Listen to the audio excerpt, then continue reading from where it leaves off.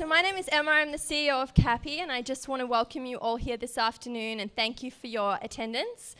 We're super excited about our partnership with Worksmith, and everything we do at CAPI is all about innovation, collaboration and partnerships. So it's super exciting. This is our first event, and thank you to all the gin distillers for showing up today. This is a super exciting week for CAPI. We have flown over 10 of China's best and brightest industry leaders in food and beverage, from Shanghai to Beijing, Chongqing, Guangzhou and Shenzhen. So they're all in the room here today. You've probably met a few of them, and we're just immersing them in Melbourne life and showing them the best coffee, the best restaurants, CAPI life, and what it would be like to live here, so that we can kind of drive innovation from Melbourne back to China and then further without Asia. So thank you again for having us. And Michael and Roscoe, super excited, and I'll hand it over to Michael.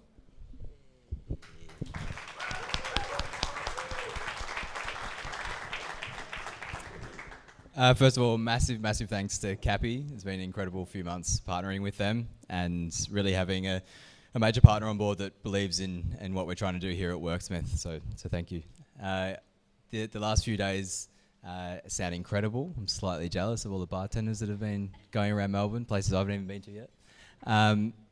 I really wanted to thank the Worksmith team for pushing this week to get this going, and also the guys pouring the drinks. So we've got 4 pillars: Archie Rose, Remedy MGC, and Patient Wolf, and also 2 incredible bartenders based here in Melbourne. So a huge round of applause for everyone, and Orlando from Lûmé, and Luke Whearty from Operation Dagger in Singapore, now based here in Melbourne with Whearty. So we're really super excited to have everyone here in the room.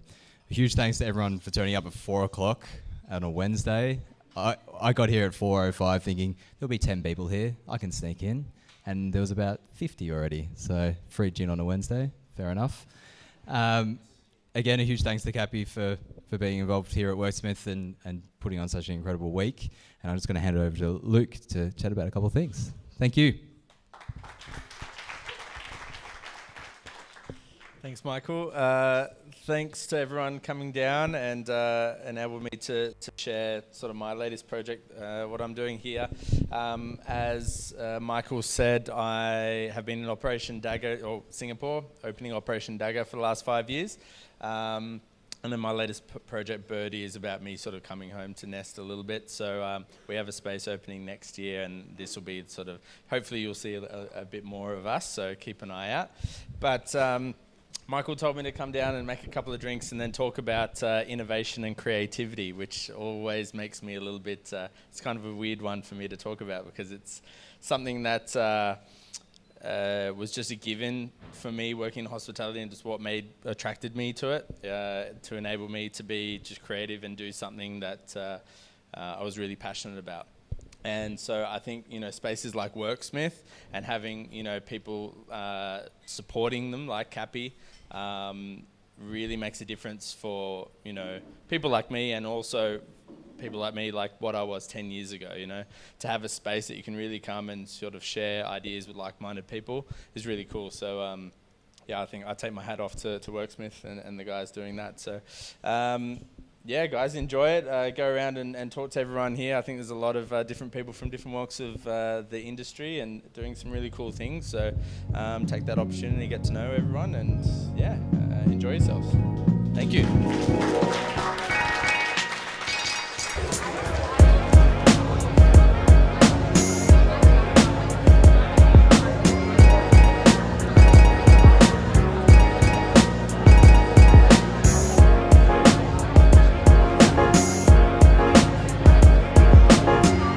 What we set out to do was it basically started with 2 guys having a drink in a really classy high-end cocktail lounge in Melbourne called Spleen.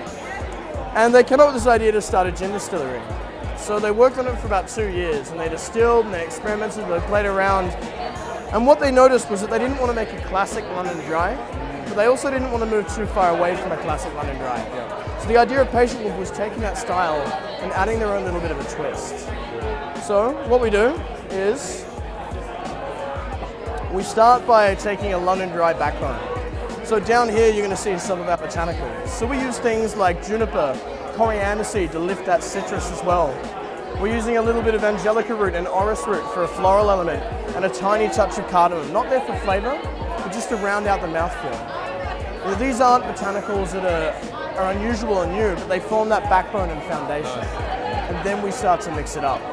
So one thing we do is we actually we use grapefruits and oranges, and they're really, really cool citruses to use. And we slice them into thirds, and we actually put them into a vapor basket. And they live at the top of our still. And what we do is we add the citrus in there, and it sits in this basket, and that gets vapor infused and steamed. So our citrus character is really good. We also don't use things like star anise or black pepper, they're very powerful. We actually use things like aniseed myrtle. So have a smell of that. So that's an Australian native botanical. We also use cubeb pepper, which is quite floral. So now you've got a classic London dry, but with a floral, like light spices and a fresh citrus. But where we really mix it up are these things called tonka beans. So these are from Venezuela and Brazil. Wow. We read about them in this book called The Drunken Botanist. Wow. Yeah. They're about $1,000 a kilogram. Really? And what they do is, if you actually watch this glass, I swirl it around here, you're going to see that it's sticking to the side of the glass really effectively. It basically has this oiliness and creaminess to it. So if I do add ice to there, it'll go cloudy and it'll take on this light hue. We purposely keep these oils in there. So if you mix it into a gin and tonic, you're going to watch that go cloudy, it's basically going to keep that character in there. Right. So it's really good in martinis and Negronis as a cocktail gin for those exact reasons. We make it on a really fancy still. It's a 4th generation still maker called Sebastian Mueller. We actually flew him from Black Forest to Brunswick to help us work on the gin. And then we put it into a bottle. And then we named it Patient Wolf because in the 40s and 50s, that was that golden age of the martini. And there was this really classy lady called Lana Turner. So Lana Turner was an actress sussed after Prohibition. High society, very elegant, but she also had a great attitude and a bit of a backbone to her. Big gin drinker. And she had this amazing quote after a time in the industry that said, "A gentleman is simply a patient wolf." And we just thought she was really cool.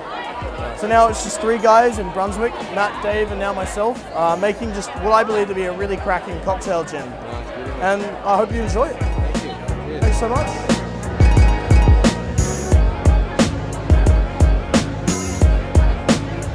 So we're Reed & Co Distillery. Our flagship gin's Remedy Gin. We've got an Australian dry gin, but it's still London dry style. We use local wild and native botanicals. So we're from Bright, northeast Victoria, so the Alpine Valley region. So we have the benefit, I suppose, of wild mountain pepper, berry and leaf. We get local eucalyptus, citrodora, local green tea, honey, hazelnuts. So this gin's really bold, viscous and savoury. We got into it originally as we're chefs. So we turned to distillation through cooking originally, oil extractions and that sort of thing, and then gin just made sense for us because botanicals and different flavour profiles and seeing how they perform, and we've had restaurants and then now we've decided to turn that and do distillery instead. So we've closed our restaurants and now have a distillery, bar and restaurant in Bright. Yeah. Fantastic. And then this one here, we've made a Mistral with 2 local wineries. So Mistral is technically a neutral spirit that fortifies grape juice. But we took some Chardonnay, made that into a spirit, turned that into gin, and then fortified Fuliano and Tempranillo grape juice. So this one's a little bit sweet. You drink over ice or aperitif, great with the sparkling water, kind of spritzer type thing. Free dinner drinks or even dessert. Yeah. Mix into cocktails. Yeah, it's quite nice. Yeah.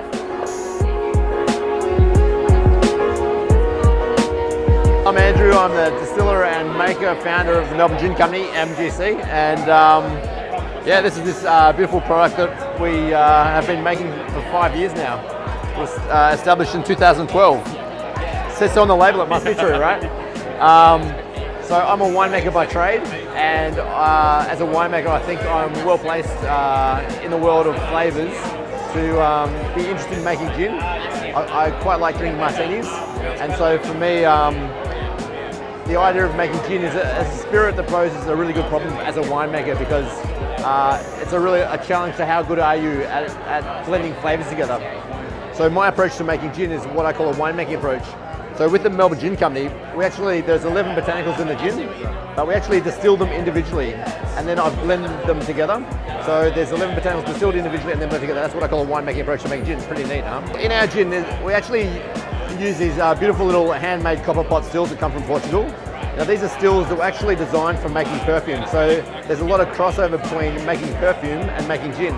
So the botanicals we use, juniper berries, obviously the foundation for our gin, because it's gin after all, it has to taste like juniper berries.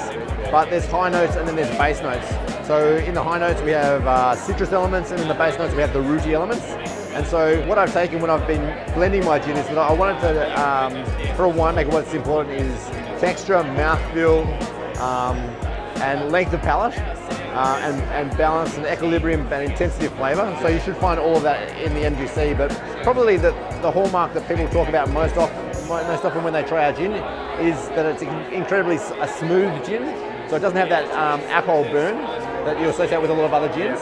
And to me, that's what texture is, and that's it makes it fantastic. So to me, a great drink is a martini. If it doesn't work in a martini, then that's the litmus test for gin, right? Because that's where it's got to stand alone. And so yeah, and MGC martinis are delicious. We do a number of great drinks. Like when we make a G&T, we actually garnish our gin tonics with a wedge of grapefruit and a sprig of rosemary.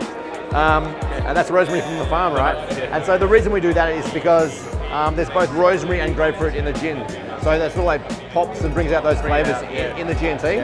But if you want a more savoury drink, like there's an amazing drink called a French 75, and that's essentially a shot of MGC, some lemon juice, a little bit of sugar syrup. You put it in a champagne flute, then you top it up with champagne. And in my case, as a winemaker, I actually make champagne in the Yarra Valley, Blanc de Blanc, method champenoise, at my family vineyard, Gemrock Hill Vineyard. And so we can make a fully integrated French 75, which is amazing. Not many people can do that. In fact, I think I might be the only winemaker, gin maker in the world that can do that. Yeah, wow. So that's pretty cool. That's huge. We're nationally distributed. We export to 7 different countries. You should be able to find us at most, good independent bottle shops, as well as at the bigger players, Dan's, and we're out there. But we're a small business punching above our weight, having a lot of fun. It's, gin's a lot of fun. We're a small business, and we've got extremely high value. I like to think of us as like the HBO of the gin distillers. Extremely, not much sex and violence, unfortunately, but more great production values. So it's all curated. It's all about not doing a lot, but just doing it really well. So we focus on good design. But I think what we'd like to do is bring our gin to the people a little bit more, so people can explore us, and then can have us in their cellar at home, and they know that we're a consistent, good quality gin that they can rely on for a great G&T or a Negroni to get the party started, or a martini if they're feeling a little bit up market. Yeah.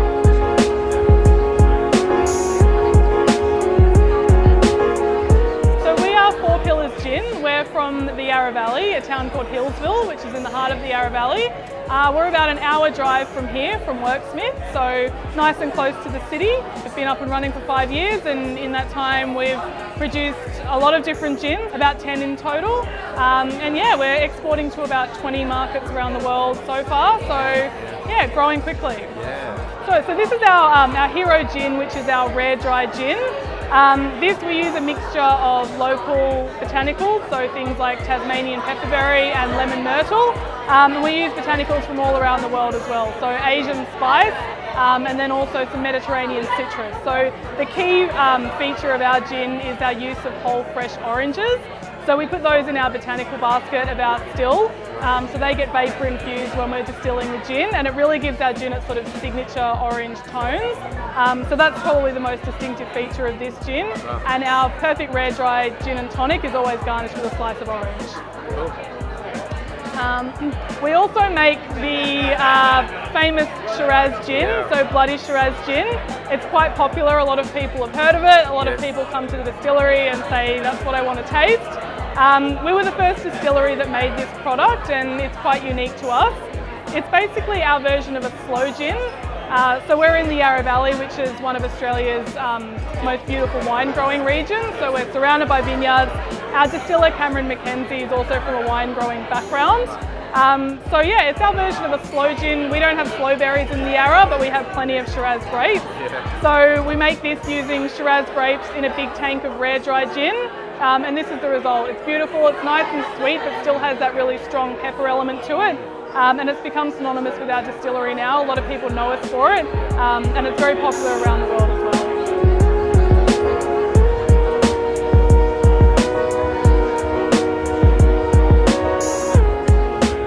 My name's Luke. and I'm from Whearty here in Melbourne. So we're a new company specialising in cocktails, and this is our range of bottle cocktails.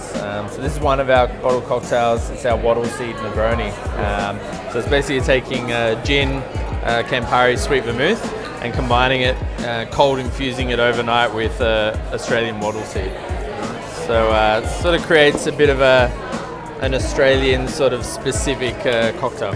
We're really new, only a couple of weeks old. We actually have a space that we're opening spring of next year, and in the meantime we're going to be rolling out the bottle cocktail range in restaurants and bars around Melbourne, and selling them online as well, and also doing a series of pop-ups. We're actually in London next month for London Cocktail Week, working with a bar called Scout there, and we're going to be using completely British ingredients while we're there. So that's the concept of Whearty, is that it's adapting to its environment. So wherever the bird flies, it adapts to its environment. So, yeah. Don't ask you about that.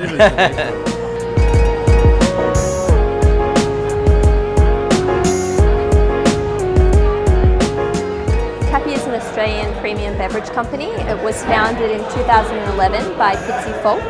He's always run hospitality businesses, been in food and beverage, and he wanted to have a business that had global aspirations, was premium, all natural, and a full beverage offering.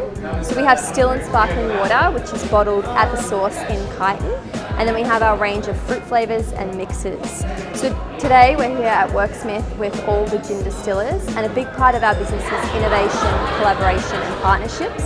And over the 7 years of CAPI, as we've kind of built up the brand and built the distribution, we've loved to work with all of the spirit companies, big or small, and create cool activations, things that can really connect with the consumer or connect with the trade. So it's a super exciting time for the brand. We export to 12 countries, and we're really focusing on China and Japan. And then we're kind of looking to the UK and Europe for what's next, because we really want to share the CAPI message and the fun that we embody in the brand with everybody.